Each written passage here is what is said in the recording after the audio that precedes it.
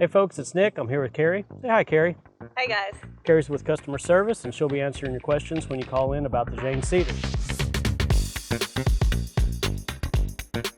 So, the Jang Seeder was one of my favorite tools whenever I was farming.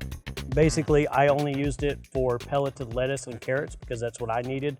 But there's a whole list of wheels that we'll go over later on that anything you're going to need to plant can pretty much be ran through here. So what we thought we would do is first go over what the Jang Seeder is and then the parts.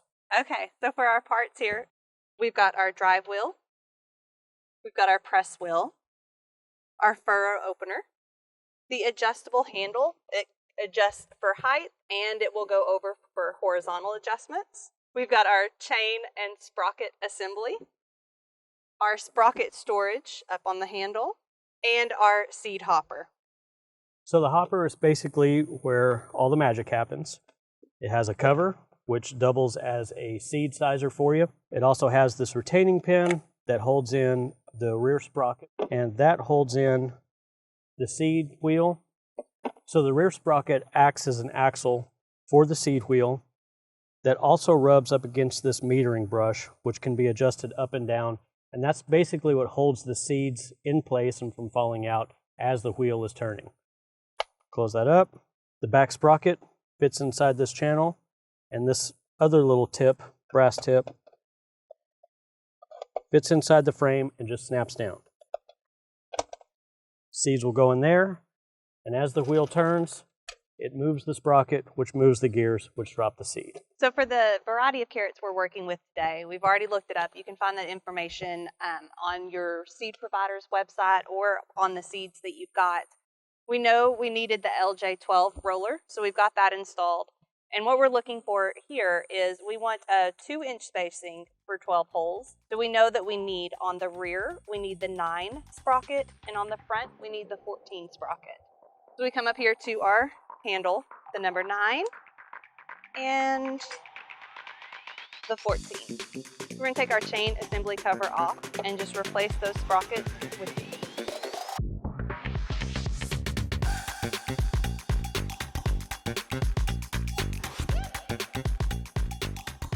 Once you've changed those sprockets, make sure you always put whatever you took out back onto your storage so that you don't lose them. Okay, now that the seeds are in there and the cover is on, these 2 pins are going to go down in those 2 indentions on the frame. And then we're going to pull back the locking tab, snap the hopper into place, and you'll notice the drive sprocket teeth are in the chain, and as the chain moves, the sprocket moves, which then turns the wheel, which then starts spacing out the seeds. So now that we have everything all set up, seeds are in the hopper, we're going to now plant these carrots. So a couple of things. The handle, like I'm a little bit taller than Carrie, I like to pull it up. Carrie can put it wherever she's comfortable. You can also slide this portion of the handle up and down if that helps. One of the cool features is that this T-handle can slide over. So as Carrie is going down the row, she can push on this part without getting into the bed itself. It's also handy inside of a hoop house or a high tunnel in that you can push the bar over and not hit your head or be impaired by the side of the hoop house. So as we push, I'll point some things out. Let's see what happens. So remember, as that drive wheel is going down, the furrow is opening it up, making a little slit.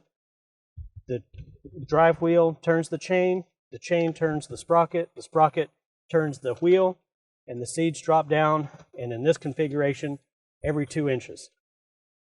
The shoe then covers the dirt up, and then the press wheel makes that nice seed bed where everything's all compacted and ready to go. Now, as we pick this up on the other side, we can use this handle. We all pirouette. You can adjust the handle if you need to. It's pretty quick. And then one thing that I like to do to keep lines straight is you want to take a look and make sure that everything's moving properly and nothing's jammed up. But occasionally just look up to a center point, and so for us, we would look at that door. If we look off into the distance, it's a much straighter line. So again, drive wheel's turning, seed bed's opening up, seeds are dropping in, it's getting covered, press down. This is a 30-inch long bed. We're going to get about 6 rows of carrots in here. All right, so we've set up the seeder, showed you how everything works. Carrie went ahead and planted these 6 rows of carrots. You've never used one of these before? Any trouble? No. I mean, it kind of takes some getting used to, but once you kind of get used to get in the groove. Just like anything else in farming, the first time you do it, you'll feel a little awkward, but when your muscle memory will kick in, you get right to it. What do you think, Leo? Meow, meow. And Carrie, we're going to do a little bit of maintenance. Walk them through that. So just grabbing an air compressor and just blow off some of the dirt that's kind of gathered up on the tires and on the front here, and that should be.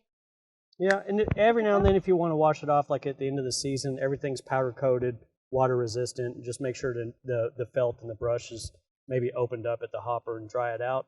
So that's it. The only other thing I would say is as you're picking out your rollers, we have a chart in the blog in the description below, and that'll help you kind of pick whatever your crop is going to be and whatever seed roller corresponds with that. Happy planting. It's going to save you a ton of time. So just think about all the carrots that we just planted. They're all 2 inches on center, all a single seed. There's going to be no thinning of this bed whatsoever. So get up off your hands and knees. Have a great season. Go make that money. So the only thing you need to know now is when you go to select, hey, yo. Oh.